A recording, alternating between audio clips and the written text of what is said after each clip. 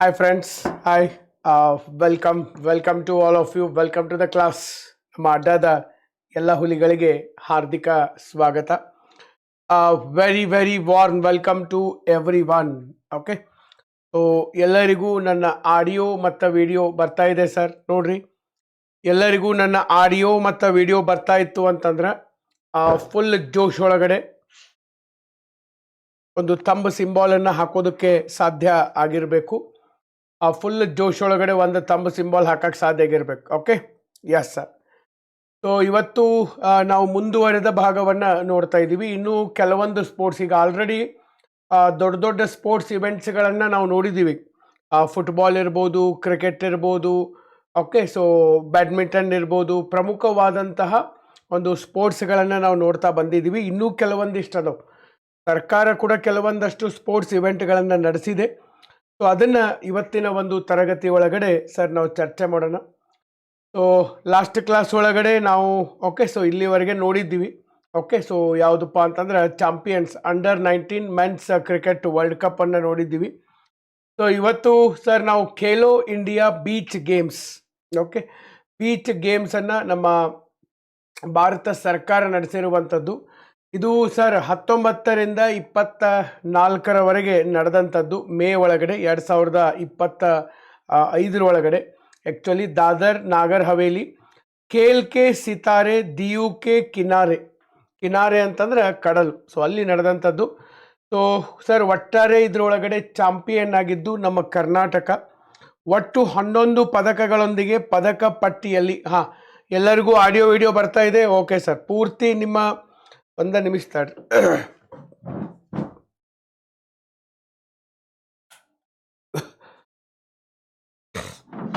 ಪೂರ್ತಿ ನಿಮ್ಮದು concentration sir ಪೂರ್ತಿ ಕ್ಲಾಸ್ ಕಡೆ ಇರಲಿ. ಓಕೆ, ಸೊ ಗಿಮೆಂಟ್ ತಲೆ ಕೆಡ್ಸೋಳಕ್ಕೆ ಹೋಗ್ಬೇಡ್ರಿ, ಪೂರ್ತಿ ಕಾನ್ಸಂಟ್ರೇಷನ್ ಇಲ್ಲಿರಲಿ. ಓಕೆ, ಇವ್ನು ಸ್ವಲ್ಪ ಎಲ್ಲ ದಿನಾಲೂ ರಿವಿಷನ್ ಮಾಡ್ಬೇಕು ಸರ್. ಇವು ಹಂಗೆ ದಿನಾಲೂ ಕ್ಲಾಸ್ಗಳು ನಡೀತಾನೆ ಇರ್ತವೆ. ಓಕೆ, ದಿನಾಲೂ ಕ್ಲಾಸ್ಗಳು ನಡೀತಾನೆ ಇರ್ತವೆ. ಇವನ್ನ ನೀವು ಸ್ವಲ್ಪ ಏನು ಮಾಡಬೇಕಪ್ಪ ಅಂತಂದರೆ ರಿವಿಷನ್ ಮಾಡೋದಕ್ಕೆ ಸಾಧ್ಯ ಆಗಿರ್ಬೇಕು. ನೀವು ಎಷ್ಟು ರಿವಿಷನ್ ಮಾಡ್ತೀರಿ ಅಷ್ಟು ಸರ್ ಇವು ನೆನಪಿನಾಗ ಉಳಿತಾವೆ.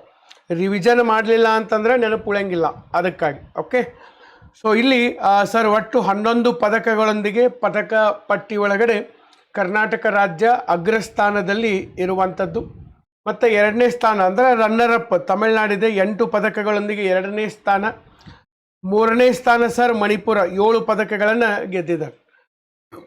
ಇದು ಎಲ್ಲಿ ನಡೆದಿತ್ತಪ್ಪ ಅಂತಂದ್ರೆ ಘೋಗ್ಲಾ ಬೀಚ್ ದಿಯು ಒಳಗಡೆ ಈ ಒಂದು ಪಂದ್ಯಾವಳಿಗಳು ಸರ್ ನಡೆದಂಥದ್ದು. ಓಕೆ, 2ನೇ ಆವೃತ್ತಿ. ಅಧಿಕೃತ ಮಾಸ್ಕಾಟ್ ಪರ್ಲ್ ಅಂತ ಐತಿ. ಪರ್ಲ್ ಒಂದು ಉತ್ಸಾಹಭರಿತವಾದಂತಹ ಓಕೆ ಒಂದು ಡಾಲ್ಫಿನ್, ಪರ್ಲ್ ವೈಬ್ರೆಂಟ್ ಡಾಲ್ಫಿನ್ ಅಂತ ಕರಿತೀವಿ. ಅದನ್ನು ಡಾಲ್ಫಿನ್ ಯಾಕಂದ್ರೆ ಮತ್ತು ಸಮುದ್ರದ ದಡದಲ್ಲಿ ನಡೀತಾ ಇರೋದ್ರಿಂದ ಡಾಲ್ಫಿನನ್ನು ಅವರು ಸರ್ ಒಂದು ಮಾಸ್ಕಾಟ್ ಆಗಿ ಬಳಸ್ಕೊಂಡಿರುವಂಥದ್ದು. Okay, next Khelo India beach games 2026. Okay, 2026 3 top ಸ್ಟೇಟ್ಗಳು ಸರ್ ಬಂದಿರುವಂಥದ್ದು. Okay, Karnataka 3 gold 2 silver 6 bronze. Okay, so ಇದು ಇದೆ. Next Tamil Nadu 3 gold. ಆಮೇಲೆ ನೆಕ್ಸ್ಟು ಸರ್ ಮಣಿಪುರ 3 ಗೋಲ್ಡ್ ಒಳಗಡೆ ಆಲ್ಮೋಸ್ಟ್ ಈ 3 ರಾಜ್ಯಗಳು ಒಂದೇ ಅದಾವ, but silver bronze okay so ಬದಲಾಗ್ತಾ ಹೋಗಿದ್ದವು. ನೆಕ್ಸ್ಟ್ IBSF ವಿಶ್ವ ಬಿಲಿಯರ್ಡ್ಸ್ ಚಾಂಪಿಯನ್ಶಿಪ್. ಸೊ ಇದ್ರೊಳಗಡೆ ಸರ್ ಭಾರತದಲ್ಲಿ ಪಂಕಜ್ ಅಡ್ವಾಣಿ ಇವರೆಲ್ಲ ಭಾರಿ ದೊಡ್ಡ ಪ್ಲೇಯರ್ಸ್ ಅದಾರ. ಸೊ ಇದ್ರೊಳಗಡೆ ಸರ್ ವಿಜೇತರು ಸೌರವ್ ಕೋಠಾರಿ ಭಾರತದವರು. 2ನೇ ಸ್ಥಾನ ಪಂಕಜ್ ಅಡ್ವಾಣಿ. ನಡೆದಿದ್ದು ಕಾರ್ಲೋ ಐರ್ಲ್ಯಾಂಡ್ ಒಳಗಡೆ ಸರ್ ಇದು ನಡೆದಿರುವಂಥದ್ದು. ಇವೆಲ್ಲ ಏನಪ್ಪ ಅಂತಂದರೆ ಸಣ್ಣ ಗೇಮ್ಸ್, ಇವು ಭಾಳ ಸಣ್ಣ ಗೇಮ್ಸ್ ಅದಾವ, ಬಟ್ ಬರುವಂಥ ಸಾಧ್ಯತೆಗಳು ಸ್ವಲ್ಪ ಕಡಿಮೆ ಅದಾವೆ. ಆದರೂ ನಿಮಗೆ ಸ್ವಲ್ಪ ಗೊತ್ತಿರಬೇಕು. Okay, next sir very important Vijay Hazare trophy ನಿಮಗೆಲ್ಲ ಗೊತ್ತಿದೆ. ಓಕೆ, ಸೊ ಇದು ಫಸ್ಟ್ ಕ್ಲಾಸ್ ಕ್ರಿಕೆಟ್ ಒಳಗಡೆ ಸರ್ ಬರುವಂಥದ್ದು. ಸಾಕಷ್ಟು ಜನ ದೊಡ್ಡ ಕ್ರಿಕೆಟ್ ಆಟಗಾರರು ಕೂಡ ಇದು ಇರ್ಬೋದು. ರಣಜಿ ಇನ್ನು ನೆಕ್ಸ್ಟ್ ಬರ್ತದೆ. ರಣಜಿ ಇವೆಲ್ಲ ಭಾರಿ ದೊಡ್ಡ ಕ್ರಿಕೆಟ್ ಪ್ಲೇಯರ್ಸ್ಗಳನ್ನು ಬೆಳಕಿಗೆ ತಂದಂಥ ಒಂದು ಟೂರ್ನಮೆಂಟ್ಗಳು. ಸೊ ಈ ಸರಿ ವಿಜೇತ ತಂಡ ಯಾವುದಪ್ಪ? ವಿದರ್ಭ ರೀಜನ್. ಇತಿಹಾಸದಲ್ಲೇ ಮೊದಲ ಬಾರಿಗೆ ವಿದರ್ಭ ಅಂತಂದ್ರೆ ಈಗ ಮಹಾರಾಷ್ಟ್ರದ ಒಂದು ವಾಯವ್ಯ ಭಾಗದಲ್ಲಿ ಈಶಾನ್ಯ ಭಾಗದಲ್ಲಿ ಇರ್ತಕ್ಕಂಥ ಒಂದು ಪ್ರದೇಶ, ವಿದರ್ಭ ರೀಜನ್ ಅಂತ ಕರಿತೀವಿ. ಸ್ವಲ್ಪ ಹಿಂದುಳಿದ ಪ್ರದೇಶ. ಓಕೆ, ಸೊ ಈಗ ನಮ್ಮ ಕರ್ನಾಟಕದಲ್ಲಿನೂ ಹೈದರಾಬಾದ್ ಕರ್ನಾಟಕ ಅಭಿವೃದ್ಧಿಯ ದೃಷ್ಟಿಯಿಂದ ಹಿಂದುಳಿದಂಥ ಪ್ರದೇಶ. ಅದಕ್ಕೆ ಮತ್ತಲ್ಲಿ ಆರ್ಟಿಕಲ್ 371J ಎಲ್ಲ ಕೊಟ್ಟರು, ಸಂವಿಧಾನ ತಿದ್ದುಪಡಿ ಮಾಡಿಲ್ಲ. ಸೊ ಹಂಗೆ ಇದು ಕೂಡ ವಿದರ್ಭ ರೀಜನ್. ಇವನ್ ಈಗ ಮಹಾರಾಷ್ಟ್ರದ ಮುಖ್ಯಮಂತ್ರಿ ಯಾರಪ್ಪ, ನಮ್ಮ ದೇವೇಂದ್ರ ಫಡನ್ವೀಸ್ ಅವರು ಕೂಡ ವಿದರ್ಭ ರೀಜನ್ದವರೇ. ಓಕೆ, ಸೊ ರನ್ನರ್ ಅಪ್ ಯಾರಪ್ಪ ಅಂತಂದ್ರೆ ಸೌರಾಷ್ಟ್ರ ಇದು ಗುಜರಾತಲ್ಲಿ ಬರುವಂತಹ ಒಂದು ಪ್ರದೇಶ. ಸೊ ಅವರು 38 ರನ್ಗಳಿಂದ ಸರ್ ಈಗ ಸೋತು, ಓಕೆ, ವಿದರ್ಭ ಅವರಿಗೆ ಫಸ್ಟ್ ರ್ಯಾಂಕನ್ನು ಬಿಟ್ಟು ಕೊಟ್ಟಿರುವಂಥದ್ದು. Okay, Vidarbha region Vijay Hazare trophy ಇದು ಭಾರತದಲ್ಲಿ ನಡೆಯುವಂಥ ಲಿಸ್ಟ್ ಎ ಕ್ರಿಕೆಟ್ ಟೂರ್ನಮೆಂಟ್ ಇದು. ಮತ್ತು ಇದು ಟೂರ್ನಮೆಂಟನ್ನು BCCIದವರೇ ಆಯೋಜನೆ ಮಾಡ್ತಾರೆ. Okay, board of cricket control in India, ಭಾರತೀಯ ಕ್ರಿಕೆಟ್ ನಿಯಂತ್ರಣಾ ಮಂಡಳಿ ಅವರು ಇದನ್ನು ನಡೆಸುವಂಥದ್ದು. ಈ ಸ್ಪರ್ಧೆಯಲ್ಲಿ ರಾಜ್ಯ ಹಾಗೂ ನಗರಗಳ ಕ್ರಿಕೆಟ್ ತಂಡಗಳು ಸರ್ ಭಾಗವಹಿಸ್ತವ. ಓಕೆ, ಸೊ ಟೂರ್ನಿ ಒಳಗಡೆ ಲೀಗ್ ಮತ್ತು ಪ್ಲೇ ಆಫ್ ಮಾದರಿ ಒಳಗಡೆ ಈ ಒಂದು ಕ್ರಿಕೆಟ್ಗಳು ನಡೀತವ. ದೇವಧರ್ ಅಥವಾ ದಿಯೋದರ್ ಟ್ರೋಫಿ ಜೊತೆಗೆ ಇದು ಭಾರತದ ಅತ್ಯುನ್ನತ ಮಟ್ಟದ ಲಿಸ್ಟ್ ಎ ಕ್ರಿಕೆಟ್ ಟೂರ್ನಿಗಳಲ್ಲಿ ಒಂದಾಗಿರುವಂಥ ಸಾಕಷ್ಟು ಪ್ರತಿಭೆಗಳನ್ನು ಗುರುತಿಸಿ ಅವರನ್ನು ಇಂಟರ್ನ್ಯಾಷನಲ್ ಕ್ರಿಕೆಟ್ಗೆ ತೆಗೆದುಕೊಂಡು ಬಂದಂಥ ಒಂದು ಟೂರ್ನಮೆಂಟ್ ಸರ್ ಇವೆಲ್ಲ. ಓಕೆ, ಇವನ್ ರಣಜಿ ಕೂಡ ಹಂಗೆ ಇಂಟರ್ನ್ಯಾಷನಲ್ ಕ್ರಿಕೆಟ್ ಪಂದ್ಯಾವಳಿಗಳನ್ನು ಆಡಿದವರು ರಣಜಿ ಆಡಕ್ಕೆ ಹೋಗ್ತಾರೆ. ಓಕೆ, ಈಗ ಮೊನ್ನೆ ನೋಡಿರ್ಬೋದು ನೀವು, ಬೆಂಗಳೂರಾಗ ಕೂಡ ಮ್ಯಾಚ್ಗಳು ನಡೆದು ಭಾರತೀಯ ರಾಷ್ಟ್ರೀಯ ಕ್ರಿಕೆಟ್ ತಂಡದ ಆಟಗಾರರ ಆಯ್ಕೆಗೆ. ಓಕೆ, ಸೊ ಅತ್ಯಂತ ಪ್ರಮುಖ ಟೂರ್ನಿ, ಭಾಳಷ್ಟು ಸರಿ ದೊಡ್ಡ ದೊಡ್ಡ ಆಟಗಾರರು ಇಲ್ಲಿ ಯಾರ್ಯಾರು ಚಲೋ ಪರ್ಫಾರ್ಮೆನ್ಸ್ ಮಾಡ್ತಾರೆ ಅವರೆಲ್ಲ ಇಂಡಿಯನ್ ಟೀಮ್ ಒಳಗಡೆ ಸರ್ ಸಿಲೆಕ್ಷನ್ ಆಗಿರುವಂಥದ್ದು. ಪ್ರತಿ ತಂಡಕ್ಕೆ 50 ಓವರ್ಗಳ ಮಾದರಿ ಒಳಗಡೆ ಸರ್ ಇದು ನಡೀತದೆ, ಒನ್ ಡೇ ಇಂಟರ್ನ್ಯಾಷನಲ್ ರೂಪದಲ್ಲಿ. ಇದರ ಪಂದ್ಯಗಳ ಮಾದರಿ ಏಕದಿನ ಅಂತಾರಾಷ್ಟ್ರೀಯ ಪಂದ್ಯಗಳಿಗೆ ಸರ್ ಹೋಲುವಂಥದ್ದು, ಒನ್ ಡೇ ಇಂಟರ್ನ್ಯಾಷನಲ್ಗೆ ಹೋಲ್ತದೆ. ಆರಂಭದಲ್ಲಿ ಈ ಟೂರ್ನಿ ಜೋನಲ್ ಆಧಾರಿತವಾದಂಥ ಸ್ಪರ್ಧೆ ಆಗಿತ್ತು, ಅಂದರೆ ಒಂದು ಜೋನಲ್ ರೂಪದಲ್ಲಿ ನಡೀತಾ ಇತ್ತು. ನೋಡ್ರಿ, ಈಗ ವಿಜಯ್ ಹಜಾರೆ ಟ್ರೋಫಿ ಇದು ಏನದಾವಲ್ಲ ಇವು ಸ್ವಲ್ಪ ಭಾಳ ಹಳೆವು. ಹೀಗಾಗಿ ಇದರ ಬಗ್ಗೆ ಒಂದು ಹೇಳಿಕೆ ರೂಪದ ಕೇಳಿದ್ರು ನಾಳೆ ನಿಮಗೆ ಇದನ್ನು ಬರೆಯೋಕ್ಕೆ ಬಂದಿರಬೇಕು. ಯಾಕಂದರೆ ಈಗ ನಾವು ಲಾಸ್ಟ್ ಎಕ್ಸಾಮಲ್ಲೆಲ್ಲ ನೋಡಿದ್ರೆ ಸರ್ ಸ್ಪೋರ್ಟ್ಸ್ ಮೇಲೂ ಹೇಳಿಕೆ ರೂಪದ ಪ್ರಶ್ನೆಗಳನ್ನು ಕೇಳ್ತಾ ಇದ್ದಾರೆ. ನಮ್ಮ KEAದವ್ರು, KEA ಇರ್ಬೋದು, KPSC ಇರ್ಬೋದು.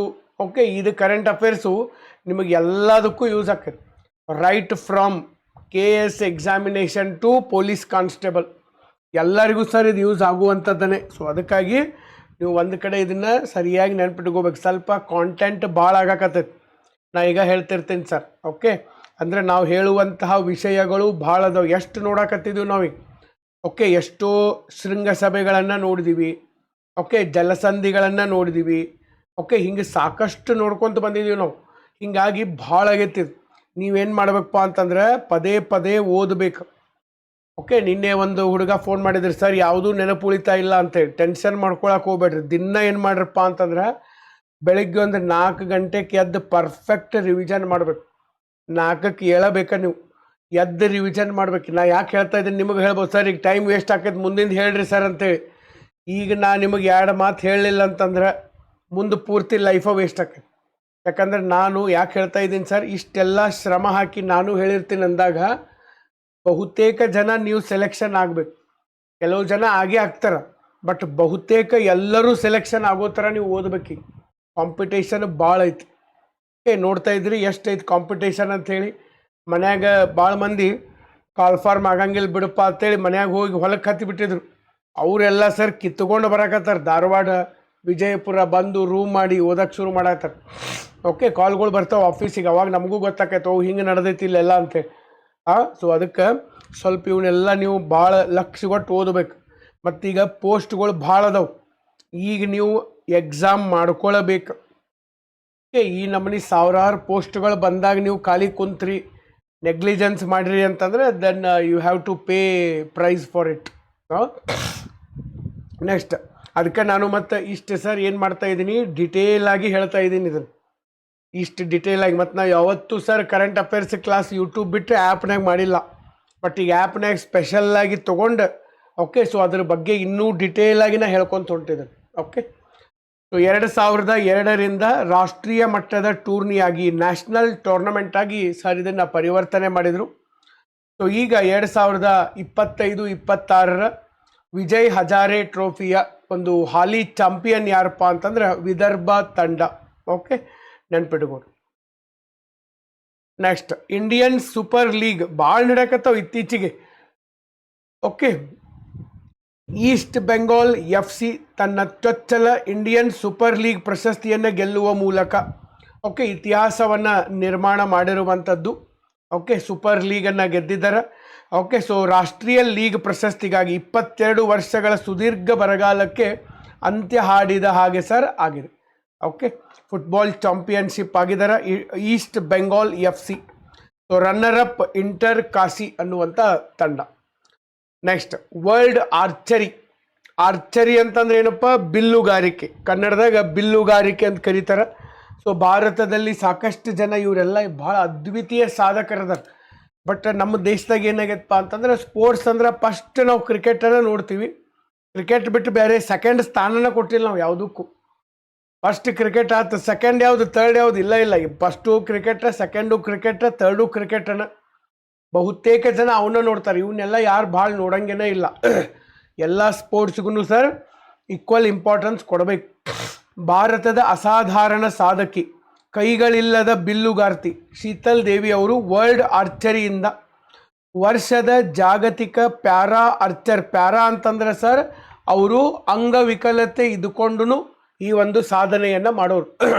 Global para archer of the year ಆಗಿ ಆಯ್ಕೆಯಾಗಿ ಇತಿಹಾಸವನ್ನು ನಿರ್ಮಾಣ ಮಾಡಿದಾರ. ಯಾರು ಸರ್? ಶೀತಲ್ ದೇವಿ ಅವರು. ಸೊ ಅವರು ಭಾರತದವರು ಈ ಸಾಧನೆಯನ್ನು ಮಾಡಿದಾರ, ಸ್ವಲ್ಪ ನೆನ್ಪಿಟ್ಕೊಳ್ರಿ. ಇದು ಐತಿಹಾಸಿಕ ಮೈಲುಗಳು. ಕೈಗಳಿಲ್ಲದ ಮಹಿಳಾ ಅಂತಾರಾಷ್ಟ್ರೀಯ ಬಿಲ್ಲುಗಾರ್ತಿ. ನೋಡ್ರಿ, ಕೈ ಕಾಲು ಎಲ್ಲ ಗಟ್ಟಿದ್ದು ನಮಗೆ ಕೆಲವೊಂದು ಸಾಧನೆ ಮಾಡೋಕ್ಕಾಗಲ್ತು. ಎಷ್ಟೋ ಮಂದಿ ಸರ್ ಕೈ ಕಾಲು ಇಲ್ಲದೆ ಇರೋರು ಹಿಮಾಲಯ ಪರ್ವತ ಹತ್ತಿ ಬಂದಾರ. ನಮಗೆ ನಮ್ಮ ಊರಾಗಿನ ಗುಡ್ಡ ಹತ್ತಕ್ಕಾಗಲ್ತು. ಮನುಷ್ಯಾಗ ಕೊರತೆ ಅನ್ನೋದಿರಬೇಕು. ಯಾವ ಮನುಷ್ಯಾಗ ಕೊರತೆ ಇರ್ತೈತಿ ಅಲ್ಲಿ ಸಾಧನೆಗೆ ಅವಕಾಶ ಇರ್ತೈತಿ. ಅವಾಗ ಛಲ ಬರ್ತೈತೆ. ನನಗಿದಿಲ್ಲ, ಎಲ್ಲರೂ ಹೇಳತ್ತಾರಪ್ಪ ನಿನಗೆ ಕಾಲಿಲ್ಲ, ನಿನಗೇನು ಹತ್ತಕ್ಕೆ ಬರ್ತೈತಿ, ಹತ್ತಿ ತೋರಿಸೇ ಬಿಡ್ತೀನಿ ಅನ್ನುವಂಥ ಛಲ ಬರ್ತೈತಿ. ಅದು ಭಾಳ ಇಂಪಾರ್ಟೆಂಟ್ ಆಗಿರುವಂಥದ್ದು. ಸೊ ಪ್ಯಾರಿಸ್ 2024ರ ಪ್ಯಾರಾ ಒಲಿಂಪಿಕ್ ಕ್ರೀಡಾಕೂಟದಲ್ಲಿ ರಾಕೇಶ್ ಕುಮಾರ್ ಅವರ ಜೊತೆಗೆ ಕಂಚಿನ ಪದಕವನ್ನು ಕೂಡ ಗೆದ್ದಿದ್ರು ಅವರು ಮಿಶ್ರ ತಂಡದೊಳಗಡೆ. ಓಕೆ, ಅವರು ಕಿಶ್ತವಾರ ಜಿಲ್ಲೆಯವರು, ಜಮ್ಮು ಕಾಶ್ಮೀರ. ಓಕೆ, ಜಮ್ಮು ಕಾಶ್ಮೀರದ ಕಿಶ್ತವಾರ ಜಿಲ್ಲೆ. ನೋಡ್ರಿ, ಕೆಲವೊಂದು ಜಿಲ್ಲೆಗಳು ನಮಗೆ ನ್ಯೂಸ್ನಾಗ ಬಂದಿರ್ತಾವೆ, ಅವನ್ನೂ ಸ್ವಲ್ಪ ನೆನ್ಪಿಟ್ಕೋಬೇಕು. ಅನಂತನಾಗ್ ಜಿಲ್ಲೆ ಬಂದಿರ್ತೈತೆ, ಯಾಕಂದರೆ ಇದೇ ಅನಂತನಾಗ್ ಜಿಲ್ಲೆಯಲ್ಲಿ ಪಹಲ್ಗಮ್ ಬರುವಂಥದ್ದು. ಪಹಲ್ಗಮ್ ಒಳಗಡೆ ಅಟ್ಯಾಕ್ ಆಗಿತ್ತು ಈಗ ಹೋದ ವರ್ಷ, ಪಹಲ್ಗಮ್ ದಾಳಿ. ಸೊ ಅದು ಅನಂತನಾಗ್ ಜಿಲ್ಲೆಯಲ್ಲಿ ಬರೋದು. ಕಿಶ್ತವಾರ ಜಿಲ್ಲೆ ಜಮ್ಮು ಕಾಶ್ಮೀರದಿದೆ. ಗಂಡೇರ್ಬಾಲ್ ಜಿಲ್ಲೆ ಸರ್ ಅದು ಜಮ್ಮು ಕಾಶ್ಮೀರಲ್ಲಿದೆ. ಗಂಡೇರ್ಬಾಲ್ ಅಲ್ಲೇನೇನೋ ನಮಗೆ ಇದನ್ನು ಬರ್ತೈತೆ, ಚಂದನ್ವಾರಿ. ಅಲ್ಲಿಂದ ಅಮರ್ನಾಥ್ ಯಾತ್ರೆಗೆ ಬೇಸ್ ಕ್ಯಾಂಪ್ ಅಲ್ಲಿ ಕೂಡ್ತಾರೆ, ಅಲ್ಲಿಂದ ಅಮರ್ನಾಥ್ ಯಾತ್ರೆಗೆ ಹೋಗ್ತಾರೆ. ಯಾಕಂದ್ರೆ ಈಗ ಸ್ವಲ್ಪ ಅಮರ್ನಾಥ್ ಯಾತ್ರೆನೂ ನಡೀತಿರ್ತೈತಿ, ಜೂನ್ ಜುಲೈದಾಗ ಅದು ಶುರು ಆಕೈತಿ. ಓಕೆ, ಆಮೇಲೆ ಅನಂತನಾಗ್ ಜಿಲ್ಲೆ ಕೂಡ ನ್ಯೂಸಲ್ಲಿತ್ತು. ಒಮ್ಮೊಮ್ಮೆ ಈ ಜಿಲ್ಲೆಗಳನ್ನು ಕೊಟ್ಟು ಓಕೆ 24 ಪರಗಣ ಜಿಲ್ಲೆಗಳು ವೆಸ್ಟ್ ಬೆಂಗಾಲಲ್ಲಿರೋದು. ಅಂದ್ರೆ ಇವೆಲ್ಲ ಪದೇ ಪದೇ ನ್ಯೂಸ್ನಾಗಿರ್ತವೆ. ಯಾಕಂದರೆ ದಿನ ನೀವು ಪೇಪರ್ ಓದಾಕತ್ತಿದ್ರೆ ನಿಮಗೆ ಗೊತ್ತಿರ್ತೈತಿ. ನಾನು ರೆಗ್ಯುಲರಾಗಿ ಪೇಪರ್ ಓದಿ ಹಾಕ್ತಿರ್ತೇನೆ ಓಕೆ ಚಾನಲ್ದಾಗ. ಸೊ ಅಲ್ಲಿ ನನಗೆ ಸರ್ ಇವೆಲ್ಲ ಪ್ರತಿ 2-3 ದಿವ್ಸಕ್ಕೊಮ್ಮೆ ಏನಾರ ಒಂದು ನಡೀತಿರ್ತೈತಿ, ನ್ಯೂಸ್ನಾಗಿರ್ತಾರೆ. ಅದಕ್ಕೆ ನೀವು ಏನು ಮಾಡಬೇಕಪ್ಪ ಅಂತಂದ್ರೆ ಸ್ವಲ್ಪ ಇವನ್ನೆಲ್ಲ ನೆನಪಿಟ್ಕೋಬೇಕು. ಒಮ್ಮೊಮ್ಮೆ ಹೇಳಕ್ಕೆ ಬರೋದಿಲ್ಲ ಸರ್. ಈಗ ಈ ಜಿಲ್ಲೆಗಳನ್ನು ಕೊಟ್ಟು ಯಾವ ರಾಜ್ಯದಾಗದ ಹೊಂದಿಸಿ ಬರೆಯರು ಕೊಡ್ಬೋದು, ಬೇಕಾದ ಕೊಡ್ಬೋದು ಅವರು. ಇದನ್ನು ಕ್ವಶನ್ ತೆಗಿಬೇಕಂತ ಯಾವುದೇ ರೂಲ್ಸ್ಗಳಿಲ್ಲ ಅದಕ್ಕಾಗಿ. Next, India's 94th grand master sir, ಅಗ್ದಿ ಯಂಗ್ ವಯಸ್ಸಿನ ಹುಡುಗ ಮಯಾಂಕ್ ಚಕ್ರವರ್ತಿ. ಚೆಸ್ನಾಗ ಇತ್ತೀಚೆಗೆ ಸಾಧನೆಗಳು ಭಾಳ ಆಗಕತ್ತವ ಸರ್. ನಮ್ಮ ದೇಶದಾಗ ಚೆಸ್ನಾಗ ಎಂತೆಂಥ ಸಾಧನೆಗಳಪ್ಪ ಅಂತಂದ್ರೆ ಆ ಮ್ಯಾಗ್ನಸ್ ಕಾರ್ಲ್ಸನ್ನನ್ನು ಒಗ್ಯಾಕತ್ತಾರೆ ಪಾಪ. ಓಕೆ, ಸೊ ಈ ಪ್ರಶಸ್ತಿಯನ್ನು ಗೆದ್ದಂಥ ಈಶಾನ್ಯ ಭಾರತದ ಮೊದಲ ಆಟಗಾರ ಯಾರು? ಮಯಾಂಕ್ ಚಕ್ರವರ್ತಿ ಅವರು. ಸರ್ ಈಗ ಇತಿಹಾಸವನ್ನು ಸೃಷ್ಟಿ ಮಾಡಿರುವಂಥದ್ದು. ಸೊ ಈ ದಾಖಲೆ ಆಗಿದೆ. ವಯಸ್ಸು 16 ವರ್ಷ ಮತ್ತು ಅವರ ತವರು ರಾಜ್ಯ ಅಸ್ಸಾಂ ರಾಜ್ಯದಿಂದ ಮೊದಲ ಗ್ರ್ಯಾಂಡ್ ಮಾಸ್ಟರ್. ಬರೀ ಅಸ್ಸಾಂ ಅಷ್ಟೇ ಅಲ್ಲ, ಇಡೀ ಈಶಾನ್ಯ ರಾಜ್ಯದಿಂದ ಸರ್ ಮೊದಲ ಗ್ರ್ಯಾಂಡ್ ಮಾಸ್ಟರ್. ನಮ್ಮ ದೇಶದ ಮೂಲೆ ಮೂಲೆಯಲ್ಲೂ ಇಂಥ ಪ್ರತಿಭೆಗಳದವು ಸರ್. ಇವನ್ ನಮ್ಮ ಮೇರಿ ಕೋಮ್ ಅವರು ಮಣಿಪುರದಿಂದ ಬಂದರು. ಓಕೆ, 2 ಮಕ್ಕಳ ತಾಯಿಯಾಗಿದ್ದುಕೊಂಡು ಸರ್ ಅವರು ಒಲಿಂಪಿಕ್ಸ್ ಒಳಗಡೆ ಪದಕವನ್ನು ತೊಗೊಂಬಂದರು. ಭಾಳ ಹಿಡನ್ ಟ್ಯಾಲೆಂಟ್ಗಳು ನಮ್ಮ ದೇಶದಾಗ ಭಾಳ ಅದಾವೆ, ಅವಕಾಶ ಸಿಕ್ಕಿಲ್ಲ ಅಷ್ಟೆ. ಜಗತ್ತಿನ ಅತ್ಯಂತ ವೇಗದ ಓಟಗಾರ ಅಂತಂದ್ರೆ ನಾವೆಲ್ಲ ಹುಸೇನ್ ಬೋಲ್ಟ್ ಅಂತ ಹೇಳ್ತೀವಿ. ಬಟ್ ನನಗನ್ನಿಸ್ತೈತಿ ನಮ್ಮ ಹಳ್ಳ್ಯಾಗನ ಇನ್ನೂ ಸಿಕ್ಕಾಪಟ್ಟೆ ಜನ ಅದಾರ ಸರ್. ಈಗ ನಮ್ಮ ಕಂಬಳ ಅದು ನಡೀತಾವೆ, ಹೌದಾ? ನಮ್ಮ ದಕ್ಷಿಣ ಕರ್ನಾಟಕದಲ್ಲಿ ಕಂಬಳದ ಆಚರಣೆ ಮಾಡ್ತಾರೆ. ಅವರು ನಮ್ಮನೆ ಕೆಸರು ಗದ್ಯಾಗ ಅಷ್ಟು ಫಾಸ್ಟ್ ಓಡ್ತಾರೋ. ಇನ್ನು ನಾರ್ಮಲ್ ಅಗದಿ ಸರ್ ಟ್ರ್ಯಾಕ್ ಮೇಲೆ, ಒಲಿಂಪಿಕ್ ಟ್ರ್ಯಾಕ್ ಮೇಲೆ ಓಡಂದ್ರೆ ನಮ್ಮನೆ ಓಡಬಾರ್ದು ಅವ್ರು. ಹುಸೇನ್ ಬೋಲ್ಟು ಇಲ್ಲ ಅವ್ರ ಮುಂದೆ. ಓಕೆ, ಹುಸೇನ್ ಬೋಲ್ಟ್ನ ಸೈಡ್ ಹೋಗಿತಾರೆ ಅವ್ರು. ಅಂಥ ಪ್ರತಿಭೆಗಳು ನಮ್ಮ ದೇಶದಾಗ ಅದಾವೆ, ಬಟ್ ಅವ್ರು ಹೊರಗೆ ಬಂದಿಲ್ಲ ಅಷ್ಟೆ. Okay, home state Assam, India's 94th chess grand master. So ಈಗಾಗಲೇ ನಾವು ಪ್ರಜ್ಞಾನಂದ್ ಬಗ್ಗೆ ನೋಡಿದ್ದೀವಿ. ಓಕೆ, ಗುಕೇಶ್ ಬಗ್ಗೆ ನೋಡಿದ್ದೀವಿ, ತಮಿಳ್ನಾಡದವರು ಅವರಿಬ್ಬರು. ಆಮೇಲೆ ನಮ್ಮ ವಿಶ್ವನಾಥನ್ ಆನಂದನ್ ಅವರು ಕೂಡ ತಮಿಳ್ನಾಡದವರು. ಸೊ ಈಗ ಮಯಾಂಕ್ ಚಕ್ರವರ್ತಿ 94ನೇ ಗ್ರ್ಯಾಂಡ್ ಮಾಸ್ಟರ್. ಬರೀ 16 ವರ್ಷಕ್ಕೆ ಸಾಧನೆಗಳು. ಅಲ್ಲಿ ವೈಭವ್ ಸೂರ್ಯವಂಶಿ 15 ವರ್ಷಕ್ಕೆ ಸರ್ ಆ ವ್ಯಕ್ತಿ ಸಾಧನೆ. ಸಣ್ಣ ವಯಸ್ಸಿನಾಗ ಸಾಧನೆಯನ್ನು ಮಾಡ್ತಾ ಇದ್ದಾರೆ ಈಗೆಲ್ಲ. Next BCCI Naman award sir. BCCI board of cricket control in India ಅವರು ನಮನ್ ಅವಾರ್ಡನ್ನು ಕೊಟ್ಟಾರ. ಒಂದು ನಮ್ಮ ರಾಹುಲ್ ದ್ರಾವಿಡ್ ಅವರಿಗೆ ಸರ್, 2ನೇದ್ದು Mithali Raj, next Roger Binny. Okay, so ಈ ಒಂದು ನಮನ್ ಅವಾರ್ಡನ್ನು ಕೊಟ್ಟಿದ್ದಾರೆ. ಭಾರತೀಯ ಕ್ರಿಕೆಟ್ಗೆ ನೀಡಿದ ಸ್ಮರಣೀಯ ಕೊಡುಗೆಗಳಿಗಾಗಿ ಕ್ರಿಕೆಟ್ನ ದಂತಕಥೆಗಳು ರಾಹುಲ್ ದ್ರಾವಿಡ್, ರೋಜರ್ ಬಿನ್ನಿ ಮತ್ತು ಪ್ರತಿಷ್ಠಿತ ಕರ್ನಲ್ CK ನಾಯ್ಡು ಜೀವಮಾನ ಪ್ರಶಸ್ತಿಯನ್ನು ನೀಡಿ ಸರ್ ಗೌರವಿಸಲಾಗಿದೆ. ಮತ್ತು ಪ್ರಶಸ್ತಿ ವಿಜೇತ ಮಹಿಳೆ ಒಳಗಡೆ ಮಿಥಾಲಿ ರಾಜ್ BCCIನ ಜೀವಮಾನ ಸಾಧನೆ ಪ್ರಶಸ್ತಿಯನ್ನು ಕೊಟ್ಟಿದ್ದಾರೆ. Okay, lifetime achievement award ಅವ್ರಿಗಿಬ್ಬರಿಗೂ ಕರ್ನಲ್ CK ನಾಯ್ಡು ಅವಾರ್ಡ್, ಅವು ಕೂಡ ಜೀವಮಾನ ಸಾಧನೆ ಅವಾರ್ಡ್, ಲೈಫ್ ಟೈಮ್ ಅವಾರ್ಡನ್ನು ರಾಹುಲ್ ದ್ರಾವಿಡ್ ಮತ್ತು ರೋಜರ್ ಬಿನ್ನಿ ಅವರಿಗೆ ಕೊಟ್ಟಂಥದ್ದು. ಇದರ ಜೊತೆಗೆ ಇನ್ನೊಂದು ಪಾಲಿ ಉಮ್ರಿಗರ್ ಪ್ರಶಸ್ತಿ ಅಂತಾರಾಷ್ಟ್ರೀಯ ಕ್ರಿಕೆಟಿಗ ಪುರುಷರ ವಿಭಾಗದಲ್ಲಿ ಶುಭ್ಮನ್ ಗಿಲ್ಗೆ ಕೊಟ್ಟಿದ್ದಾರೆ. ಓಕೆ, ಮಹಿಳೆಯರ ವಿಭಾಗದಲ್ಲಿ ಸರ್ ಸ್ಮೃತಿ ಮಂದನ ಅವರಿಗೆ ಕೊಟ್ಟಿದ್ದಾರೆ. ಓಕೆ, ಸೊ ಅತ್ಯುತ್ತಮ ಸಾಧನೆಯನ್ನು ಮಾಡಿದ್ದಕ್ಕಾಗಿ. Next world para athletics grand prix 2026. Okay, New Delhi ಒಳಗಡೆ ಜವಾಹರ್ಲಾಲ್ ನೆಹರು ಕ್ರೀಡಾಂಗಣ. ಇಲ್ಲೇನೂ ಬರೆದಿರ್ತಾರೆ ನೋಡಿ. ಈಗ ನಾ ಏನು ಫೋಟೋ ಹಾಕಿರ್ತೀನಲ್ಲ, ಈ ಫೋಟೋದಾಗ ಇಲ್ಲೂ ಬರೆದಿರ್ತಾರೆ. ಸ್ವಲ್ಪ ಅಲ್ಲಿಂದನೂ ನೀವೇನು ಮಾಡ್ಕೋಬೇಕಪ್ಪ, ಅಪ್ಡೇಟ್ ಮಾಡ್ಕೊಳಕ್ಕೆ ಸಾಧ್ಯ ಆಗಿರ್ಬೇಕು. Okay, world para athletics grand Prix. Para ಅಂತ ಬಂತು ಅಂತಂದ್ರೆ ಸರ್ ಅದು ಯಾರಿಗಪ್ಪ ಅಂತಂದ್ರೆ ವಿಕಲಚೇತನರಿಗೆ ಸಂಬಂಧಪಟ್ಟಂಥದ್ದು ಆಗಿರ್ತದೆ. ನವದೆಹಲಿ ಒಳಗಡೆ ಜವಾಹರ್ಲಾಲ್ ನೆಹರು ಸ್ಟೇಡಿಯಂ. ಭಾರತ ಟ್ರ್ಯಾಕ್ ಮತ್ತು ಫೀಲ್ಡ್ ಸ್ಪರ್ಧೆಗಳಲ್ಲಿ ಸಂಪೂರ್ಣವಾಗಿ ಪ್ರಾಬಲ್ಯವನ್ನು ಸಾಧಿಸಿರುವಂಥದ್ದು ಸರ್. ಒಟ್ಟು ಚಾಂಪಿಯನ್ ಒಳಗಡೆ ಭಾರತ 208 ಪದಕಗಳೊಂದಿಗೆ ಮೊದಲ ಸ್ಥಾನದಲ್ಲಿದೆ. ಇತ್ತೀಚೆಗೆ ಸ್ಪೋರ್ಟ್ಸ್ನಾಗ ಸರ್ ಭಾರತದ ಸಾಧನೆಗಳು ಸ್ಲೋ ಆಗಿ ಹೆಚ್ಚಾಗ್ತಾ ಇದ್ದಾವೆ. ಓಕೆ, ಒಲಿಂಪಿಕ್ಸಲ್ಲಿ ಕೂಡ ಸರ್ ಇನ್ನೂ ಹೆಚ್ಚಾಗಬೇಕು, ಅದು ಒಂದು ನಮ್ಮ ಆಸೆ ಇರುವಂಥದ್ದು. ಪದ ಎಣಿಕೆ 75 ಚಿನ್ನ, 69 ಬೆಳ್ಳಿ, 64 ಕಂಚು. ನೀವು ಕೇಳ್ಬೋದು ಸರ್ ಇವನ್ನೆಲ್ಲ ನೆನಪಿಟ್ಕೋಬೇಕೇನು ಸರ್ ಅಂತೆ. ನೆನಪಿಟ್ಕೊಳ್ಳಬೇಕು. ಎಲ್ಲೆಲ್ಲಿ ಭಾರತ ಸಾಧನೆ ಮಾಡಿದೆ ಅವನ್ನೆಲ್ಲ ನೆನಪಿಟ್ಕೊಳ್ಳೋದು ಭಾಳ ಬೆಸ್ಟ್. ಓಕೆ, ಈಗ ಯೋಗಾಸನ ಒಂದು ಇದ್ರ ಬಗ್ಗೆ ಕೇಳಿದ್ರು, ನಾನು ಲಾಸ್ಟ್ ಕ್ಲಾಸ್ನಾಗ ಹೇಳಿದ್ದೆ ಅದು. ಓಕೆ, ಬಟ್ ಅದು ಸರ್ ಡಿಟೇಲ್ ಕೇಳಿಬಿಟ್ಟನು.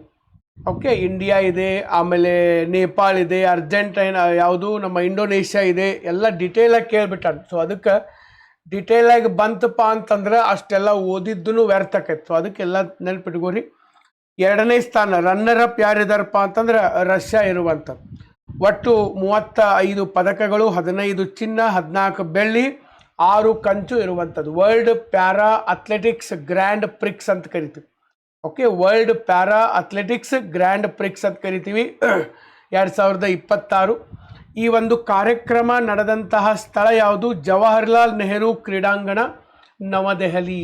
ಓಕೆ, ಡೆಲ್ಲಿ ಒಳಗಡೆ ನಡೀತು. ಭಾರತದಿಂದ ಇತಿಹಾಸ ನಿರ್ಮಾಣ. ಡೆಲ್ಲಿ ಒಳಗಡೆ ಸರ್ ವಿಶ್ವ ಪ್ಯಾರಾ ಅಥ್ಲೆಟಿಕ್ಸ್ ಗ್ರ್ಯಾಂಡ್ ಪ್ರಿಕ್ಸ್ 2026ರಲ್ಲಿ 208 ಪದಕಗಳು ಬಂದಂಥದ್ದು. ಅದರಲ್ಲೂ ಸರ್ ಭಾರತ 75 ಚಿನ್ನ, 69 ಬೆಳ್ಳಿ ಮತ್ತು 64 ಕಂಚಿನ ಪದಕಗಳನ್ನು ತೆಗೆದುಕೊಂಡಿರುವಂಥದ್ದು. ಸ್ವಲ್ಪ ನೋಡ್ರಿ, ಒಂದು ನಾನು ನಿಮಗೆ ಹೇಳ್ತೇನೆ. ಓಕೆ, ಆರಾಮಾಗಿ ಈ ಕಡೆ ನೋಡ್ರಿ, ನನ್ನ ಆಡಿಯೋ ವಿಡಿಯೋ ಎಲ್ಲ ಕರೆಕ್ಟಾಗಿ ಫಾಲೋ ಆಗಕತ್ತೈತಿ. ನೋಟ್ಸ್ ಮಾಡ್ಕೋತಾ ಇದ್ದೀರಿ. ಒಂದು ತಂಬ್ ಸಿಂಬಲ್ ಹಾಕಿರಿ ನೋಡುನು ಸರ್. ಫುಲ್ ಜೋಶ್ನಾಗ, ಸಿಕ್ಕಾಪಟ್ಟೆ ಜೋಶ್ನಾಗ ಒಂದು ತಂಬ್ ಸಿಂಬಲ್ ಹಾಕಕ್ಕೆ ಸಾಧ್ಯ ಆಗಿರ್ಬೇಕು. ಓಕೆ, ಹಾಂ, ಎಸ್ ಸರ್. ಓಕೆ, ಸೊ ಇನ್ನು ಈ ಕಡೆ ನೋಡ್ರಿ ಎಲ್ಲರೂ. ಮತ್ತು ಎಚ್ಚರ ಅದಾರ ಇಲ್ಲೋ ನೋಡಿದೆ ನಾನು. ಪೂರ್ತಿ ಈ ಕಡೆ ನೋಡ್ರಿ, ಕಮೆಂಟ್ ಬಾಕ್ಸ್ ಬಿಟ್ಟು ಬಿಡ್ರಿ ಅದು ಸರ್. ನೋಡ್ರಿ, ಇವು ಒಂದು ನಾನು ನಿಮಗೆ ಹೇಳ್ತೇನೆ. ನಿಮಗೊಂದು ಸ್ವಲ್ಪ ಇದನ್ನು ಆಗಬಹುದು. ಏನಪ್ಪ ಅಂತಂದ್ರೆ ಇದನ್ನೆಲ್ಲ ಪದೇ ಪದೇ ಓದಿ ನೆನಪಿಟ್ಟುಕೊಳ್ಳೋದು ಸ್ವಲ್ಪ ಟಫ್ ಆಗಬಹುದು. ಬಟ್ ಆದರೂ ನೀವು ಇದನ್ನು ಮಾಡಲೇಬೇಕು. ಯಾಕಂದರೆ ಎಲ್ಲರೂ ಓದಾಕತ್ತಾರ, ಕಾಂಪಿಟೇಷನ್ ಐತಿ ಅಂತಂದರೆ ಸರ್ ನೀವು ಅದನ್ನು ಮಾಡಲೇಬೇಕು. ಅದಕ್ಕೆ ಎರಡನೇ ಮಾತನ್ನ ಇಲ್ಲ. Next, FIDE free style chess world championship. Okay, Magnus Carlsen ಅನ್ನುವಂಥ ವ್ಯಕ್ತಿ. ಈ ವ್ಯಕ್ತಿನೂ ನೆನ್ಪಿಟ್ಕೋರಿ. ನಾರ್ವೆ ದೇಶದ ಮ್ಯಾಗ್ನಸ್ ಕಾರ್ಲ್ಸನ್ ಚೆಸ್ ಒಳಗಡೆ ನಮ್ಮ ವಿಶ್ವನಾಥನ್ ಆನಂದನ್ ಏನದರಲ್ಲ, ಸೊ ಭಾಳ ಅವ್ರ ಥರನೇ ಇವನು ಕೂಡ, ಈ ವ್ಯಕ್ತಿ ಕೂಡ ಭಾಳ ಹೆಸರು ಮಾಡಿದಂಥದ್ದು. ಚೊಚ್ಚಲ ಪಿಡೆ ವಿಶ್ವ ಚಾಂಪಿಯನ್ ಪ್ರಶಸ್ತಿಯನ್ನು ಗೆಲ್ಲುವ ಮೂಲಕ ಮ್ಯಾಗ್ನಸ್ ಕಾರ್ಲ್ಸನ್ ತಮ್ಮ ಪ್ರಾಬಲ್ಯವನ್ನು ಮುಂದುವರಿಸಿರೋದ್ರ ಫ್ರೀ ಸ್ಟೈಲ್ ವಿಶ್ವ ಚೆಸ್ ಚಾಂಪಿಯನ್ಶಿಪ್ ವಿಜೇತರು ಮ್ಯಾಗ್ನಸ್ ಕಾರ್ಲ್ಸನ್, ನಾರ್ವೆ ದೇಶದ ವ್ಯಕ್ತಿ. ಓಕೆ, ಸೊ ಈ ಪಂದ್ಯ ನಡೆದಿದ್ದು ಎಲ್ಲಿಪ್ಪ ಅಂತಂದ್ರೆ ವೈಸೆನ್ ಹೌಸ್, ಜರ್ಮನಿ ಒಳಗಡೆ ಸರ್ ನಡೆದಿರುವಂಥದ್ದು. Next, BBC Indian sports women of the year 2025. BBC Indian sports women of the year 2025. ಭಾರತೀಯ ಕ್ರಿಕೆಟ್ ತಂಡದ ಉಪನಾಯಕಿ ಸ್ಮೃತಿ ಮಂದನ ಅವರ ಅದ್ಭುತ ಪ್ರದರ್ಶನ ಮತ್ತು ಕ್ರಿಕೆಟ್ಗೆ ಸರ್ ಅವ್ರು ನೀಡಿದ ಕೊಡುಗೆಗಳನ್ನು ಇದನ್ನು ಮಾಡಿ Indian sports women, sports person ಅಂತ ಕೊಡ್ತಿದ್ರು. ಈಗೇನು ಮಾಡ್ತಾ ಇದ್ದಾರೆ, sports women of the year ಅಂಥೇಳಿ ಈ ಒಂದು ಪ್ರಶಸ್ತಿ ಕೊಟ್ಟಿದ್ದಾರೆ. ಯಾರು? BBC ಅವರು ಸರ್ ಇದನ್ನು ಕೊಟ್ಟಿದ್ದಾರೆ. ಸ್ಮೃತಿ ಮಂದನ ಕ್ರಿಕೆಟ್. ಇತ್ತೀಚೆಗೆ ಮಹಿಳಾ ಕ್ರಿಕೆಟ್ ಕೂಡ ಸರ್ ಭಾರಿ ಫೇಮಸ್ ಆಗ್ತಾಯಿದೆ. ಅವ್ರದ್ದು ಕೂಡ T20 ವರ್ಲ್ಡ್ ಕಪ್ ಆಯಿತು. ಅವರು ಕೂಡ ಸರ್ ಈಗ ಭಾಳ ದೊಡ್ಡ ಪ್ರಮಾಣದಲ್ಲಿ ಸರ್ ಅವರು ಕೂಡ ಈಗ ಫೇಮಸ್ ಆಗ್ತಾ ಇದ್ದಾರೆ. ಓಕೆ, ಬಟ್ ಕ್ರಿಕೆಟ್ ಒಂದು ಫೇಮಸ್ ಆಗಾಗತ್ತೆ. ಅದ್ರ ಜೊತೆಗೆ ಉಳಿದ ಕ್ರೀಡೆಗಳಿಗೂ ಅವಕಾಶ ಸಿಗಬೇಕು, ಬರೀ ಒಂದೇ ಕ್ರೀಡೆ ಅಂತಲ್ಲ. Australian open single title 2026 sir ಇವು ನೀವು ನೋಡಿದ್ದೀರಿ. ವಿಂಬಲ್ಡನ್ ಬರ್ತವೆ, Australian open, French open, American open, okay, US open ಇವೆಲ್ಲ ಬರ್ತವೆ. ಓಕೆ, ಸೊ ಇದ್ರಾಗ ಪುರುಷರ ಸಿಂಗಲ್ಸ್ ಗ್ರ್ಯಾಂಡ್ ಸ್ಲ್ಯಾಮ್ ಒಳಗಡೆ ಸರ್ ಕಾರ್ಲೋಸ್ ಅಲ್ಕರಾಜ್ ಸ್ಪೇನ್ದವರು, runner of Novak Djokovic. Okay, Novak ಜಾಕೋವಿಕ್ಕು ಸರ್ಬಿಯಾ ದೇಶದ ವ್ಯಕ್ತಿ, ಯಾವಾಗಲೂ ನ್ಯೂಸ್ನಾಗ ಇದ್ದೇ ಇರ್ತಾರೆ. ಆಸ್ಟ್ರೇಲಿಯನ್ ಓಪನ್ ಸಿಂಗಲ್ ಟೈಟಲ್ಸ್ ಇದರೊಳಗಡೆ ಮಹಿಳೆಯರ ಒಂದು ಸಿಂಗಲ್ ಗ್ರ್ಯಾಂಡ್ ಸ್ಲ್ಯಾಮ್ ಒಳಗಡೆ sir Elena Rybakina Kazakhstan, runner up Aryna Sabalenka. Almost ಇವರ ಬಂದಿರ್ತಾರೆ ಸರ್. ಒಮ್ಮೆ ಅವರು, ಒಮ್ಮೆ ಇವರು, ಒಮ್ಮೆ ಅವರು, ಒಮ್ಮೆ ಇವರು, ಹಿಂಗೆ ನಡೀತಿರ್ತೈತೆ. ಇದ್ರಾಗೇನು ಅಂಥ ಭಾಳ ಬದಲಾವಣೆಗಳು ಆಗಿರಂಗಿಲ್ಲ. ಬೆಲರಸ್ ದೇಶದವರು Aryna Sabalenka. Next, French open. Okay, French open men's single ಒಳಗಡೆ Alexander Zverev Germany, runner up Flavio Cobolli Italy ದೇಶದವರು. ನೆಕ್ಸ್ಟು ವುಮೆನ್ಸ್ ಸಿಂಗಲ್ಸ್ ಒಳಗಡೆ ಮಿರಾ ಅಂಡ್ರಿವಾ, ಓಕೆ, ರಷ್ಯಾ. ಆಮೇಲೆ ನೆಕ್ಸ್ಟು ಮಾಜಾ ಚಾವ್ಲೆನ್ಸ್ಕಾ ಪೋಲೆಂಡ್ ದೇಶದವರು. ಸೊ ಸ್ವಲ್ಪ ಈ ಹೆಸರುಗಳನ್ನು ತಾವು ನೆನಪಿನಾಗ ಇಟ್ಕೊಂಡಿರಕ್ಕೆ ಸಾಧ್ಯ ಆಗಿರಬೇಕು. ಓಕೆ, ಇನ್ನು ನೆಕ್ಸ್ಟ್ ಬರೋ ಸರ್ ಇದೇನಪ್ಪ ಅಂತಂದ್ರೆ ಸೈಯದ್ ಮುಷ್ತಾಕ್ ಅಲಿ ಟ್ರೋಫಿ. ಇದು ಕೂಡ ಕ್ರಿಕೆಟ್. ನೋಡಿ ಭಾಳ ಅದಾವ ಕ್ರಿಕೆಟಿಗೆ. ಮುಷ್ತಾಕ್ ಅಲಿ ಟ್ರೋಫಿ ಇದೆ, ವಿಜಯ್ ಹಜಾರೆ ಟ್ರೋಫಿ ಇದೆ, ರಣಜಿ ಟ್ರೋಫಿ ಇದೆ. ಇದನ್ನು ಬಿಟ್ಟು ಮತ್ತೆ ಗಲ್ಲಿ ಕ್ರಿಕೆಟ್ಗಳು ಎಷ್ಟು ಅದಾವು. ಆಮೇಲೆ CCL ಸೆಲೆಬ್ರಿಟಿ ಕ್ರಿಕೆಟ್ ಲೀಗ ಹುಯ್ಯತ್. ಎಲ್ಲರೂ ಕ್ರಿಕೆಟ್ ಆಡೋರು, ಒಟ್ಟು ಮಂದಿ ನೋಡ್ತಾರಂದ್ರೆ ಮುಗೀತು. ಇರೋ ಬರೋರೆಲ್ಲ ಕ್ರಿಕೆಟನ್ನ. ಹರಿಯಾಣವನ್ನು ಸೋಲಿಸುವ ಮೂಲಕ ಜಾರ್ಖಂಡ್ ತನ್ನ ಚೊಚ್ಚಲ ದೇಶೀಯ T20 ಚಾಂಪಿಯನ್ಶಿಪ್ಪನ್ನು ಸರ್ ಗೆದ್ದಿರುವಂಥದ್ದು. ಓಕೆ, ಸೊ ಇಲ್ಲಿ ವಿಜೇತ ತಂಡ ಜಾರ್ಖಂಡ್ ಫಸ್ಟ್ ಟೈಮ್ ಪ್ರಶಸ್ತಿ. ರನ್ನರ್ ಅಪ್ ಹರಿಯಾಣ, ಫೈನಲಲ್ಲಿ 69 ರನ್ಗಳಿಂದ ಸರ್ ಜಾರ್ಖಂಡ್ ಗೆದ್ದಿರುವಂಥದ್ದು.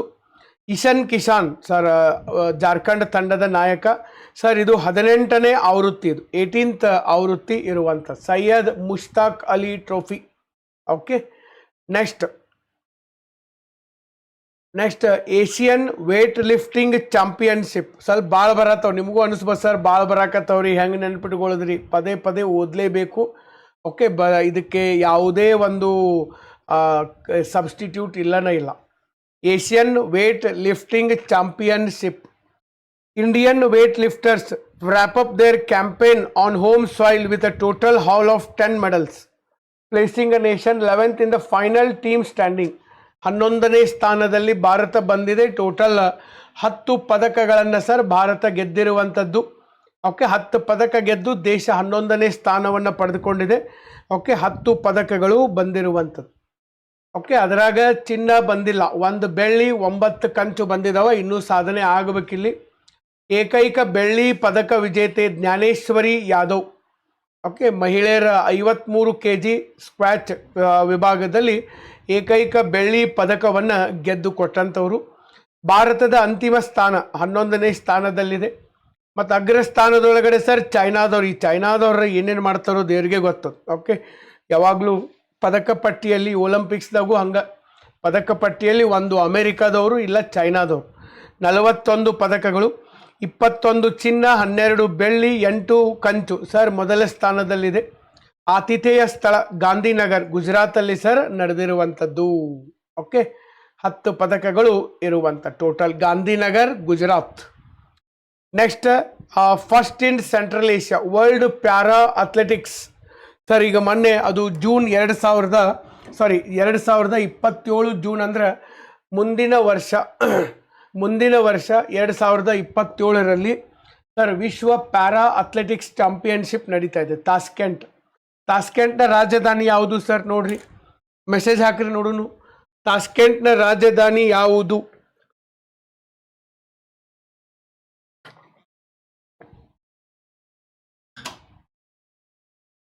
ಸರ್ ತಾಸ್ಕೆಂಟ್ನ ರಾಜಧಾನಿ ಯಾವುದು? ನನಗೆ ಮೆಸೇಜ್ ಹಾಕಕ್ಕೆ ಸಾಧ್ಯ ಆಗ್ಬೋದಾ? ಮೆಸೇಜ್ ಹಾಕ್ಬೋದು ಸರ್ ಎಲ್ಲರೂ ಕ್ವಿಕ್ಕಾಗಿ. ತಾಸ್ಕೆಂಟ್ನ ರಾಜಧಾನಿ ಯಾವುದು? ಬಿಷ್ಕೆಕ್. Very good. ತಾಸ್ಕೆಂಟ್ನ ರಾಜಧಾನಿ ಯಾವುದು? Bishkek. Okay, so please wait for 1 minute.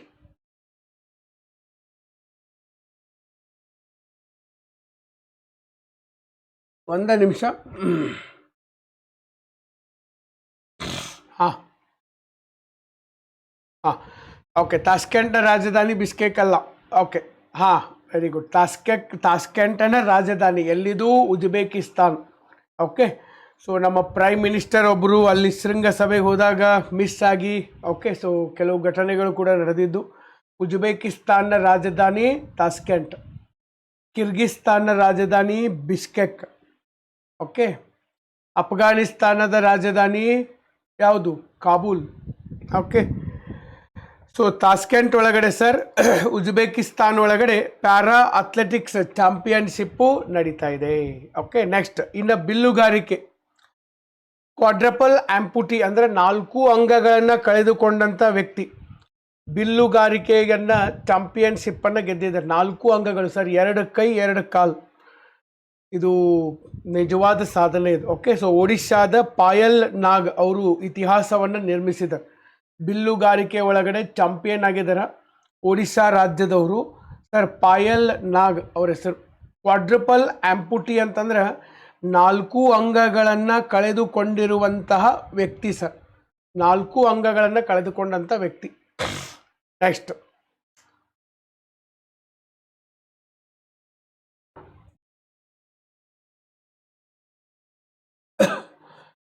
Sir, Bharat 2026 ತನ್ನ ಮೊದಲ ರಾಷ್ಟ್ರೀಯ ಒಳಾಂಗಣ ಅಥ್ಲೆಟಿಕ್ಸ್ ಚಾಂಪಿಯನ್ಶಿಪ್ನನ್ನು ಭುವನೇಶ್ವರದಲ್ಲಿ ಆಯೋಜನೆ ಮಾಡಿದೆ. ಭುವನೇಶ್ವರ ಬರೋದು ಮಧ್ಯಪ್ರದೇಶದಲ್ಲಿ. ಓಕೆ, ಈ ಸರಿ ಆಮೇಲೆ ಮತ್ತೆ 2 ವರ್ಷಕ್ಕೊಮ್ಮೆ ಮಾಡ್ತೈತೆ. ಇದು ಫಸ್ಟ್ ಟೈಮ್ ಇದು ಒಳಾಂಗಣ ಅಥ್ಲೆಟಿಕ್ಸ್ ಚಾಂಪಿಯನ್ಶಿಪ್. ಅಂದರೆ ಇಂಡೋರ್ ಸ್ಟೇಡಿಯಂ, ಇಂಡೋರ್ ಒಳಗಡೆ ಇಲ್ಲಿ ಸ್ಟೇಡಿಯಂ ಕೂಡ ನೀವು ನೋಡ್ಬೋದು. ಓಕೆ, ಇಲ್ಲೇ ಒಳಗಡೆ ಎಲ್ಲ ಪಂದ್ಯಗಳು ನಡೀತು, ಔಟ್ಡೋರ್ ಯಾವುದೂ ಇರಂಗಿಲ್ಲ. ಭಾರತವು 2028ರ ಒಳಾಂಗಣ ಅಥ್ಲೆಟಿಕ್ಸ್ ಚಾಂಪಿಯನ್ಶಿಪ್ಪನ್ನು ಸರ್ ಅದು ಒಡಿಶಾದಲ್ಲಿ ಆಯೋಜನೆ ಮಾಡಿರುವಂಥದ್ದು. Next SAFF, south Asian football federation, ಅದು ಈಗಾಗಲೇ ನಾವು ಚರ್ಚೆ ಮಾಡಿದ್ದೀವಿ. ಅಂಡರ್-19 ವುಮೆನ್ಸ್ ಚಾಂಪಿಯನ್ಶಿಪ್ಪು ನೇಪಾಳಲ್ಲಿ ನಡೆದಿತ್ತು. ಭಾರತ ಬಾಂಗ್ಲಾದೇಶವನ್ನು ಸೋಲಿಸಿದೆ. ಓಕೆ, ಕಳಿಂಗ ಸ್ಟೇಡಿಯಂ, ಓಕೆ, ಭುವನೇಶ್ವರದಲ್ಲಿ ಸರ್ ಇರುವಂಥದ್ದು. ಯಾವುದಪ್ಪ ಇದು? Kalinga stadium hosts national para athletic championship 2026. Okay, so March 19ರಿಂದ 21ರವರೆಗೆ ಇದನ್ನು ಆಯೋಜನೆ ಮಾಡಿತ್ತು. ಇದರಾಗ 28 ರಾಜ್ಯಗಳು ಸರ್ ಭಾಗವಹಿಸಿದ್ದು. ಇದೇನು ಪೂರ್ತಿ ಏನು ನೆನಪಿಟ್ಕೋಬೇಕಾದ ಅವಶ್ಯಕತೆ ಇಲ್ಲ, ಜಸ್ಟ್ ಎಲ್ಲಿ ನಡೆದಿತ್ತು, ಕಳಿಂಗ ಸ್ಟೇಡಿಯಂ ಎಲ್ಲೈತಿ, ಭುವನೇಶ್ವರದಲ್ಲಿ ಇದೆ. ಓಕೆ, ಇದನ್ನು ನೀವು ನೆನಪಿಟ್ಟುಕೊಂಡ್ರು ಸಾಕು. ಒಡಿಶಾ ಗೌರ್ಮೆಂಟು ಓಕೆ, ಸೊ ಇದನ್ನು ಆಯೋಜನೆ ಮಾಡಿದಂಥದ್ದು. Next okay, so last but not least, Asian rifle ಅಥವಾ pistol championship 2026. Pistol championship 2026 host ಸಿಟಿಯಲ್ಲಿ ಸರ್ ಇಂಡಿಯಾ, ಭಾರತದ ದೆಹಲಿ ಒಳಗಡೆ ಫೆಬ್ರವರಿ 2ರಿಂದ ಫೆಬ್ರವರಿ 14ರವರೆಗೆ. So main venue doctor Karni Singh shooting range ಒಳಗಡೆ ನಡೆದಂಥದ್ದು. ಭಾರತ ಅಗ್ರಸ್ಥಾನದಲ್ಲಿದೆ, 94 ಪದಕಗಳು, 23 ಬೆಳ್ಳಿ.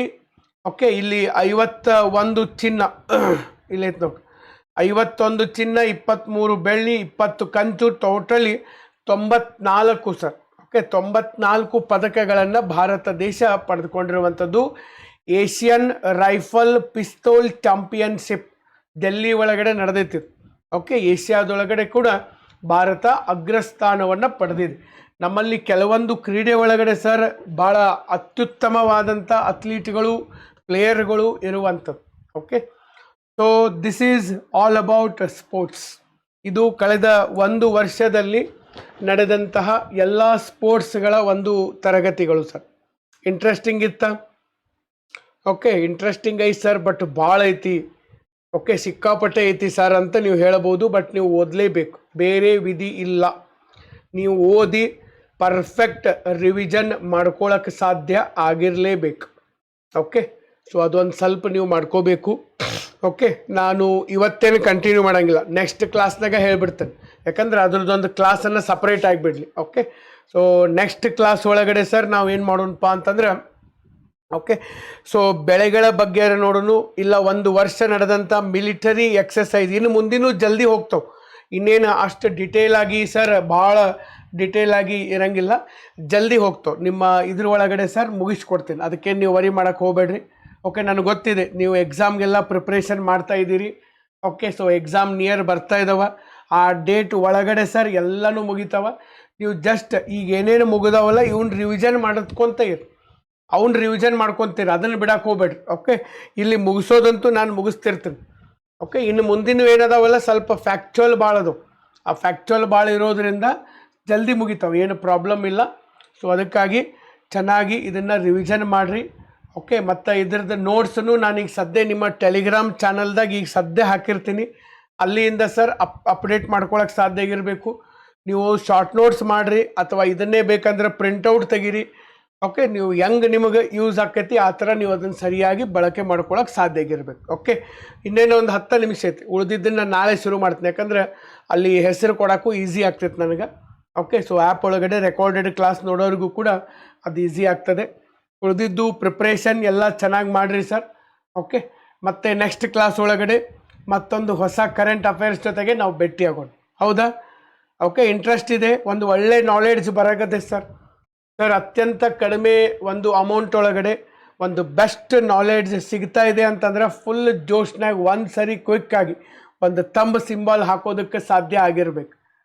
ಒಂದು ತಂಬ್ ಸಿಂಬಲ್ ಹಾಕೋದಕ್ಕೆ ಸಾಧ್ಯ ಆಗಿರ್ಬೇಕಾ? ಮಾಡ್ಬೋದಾ?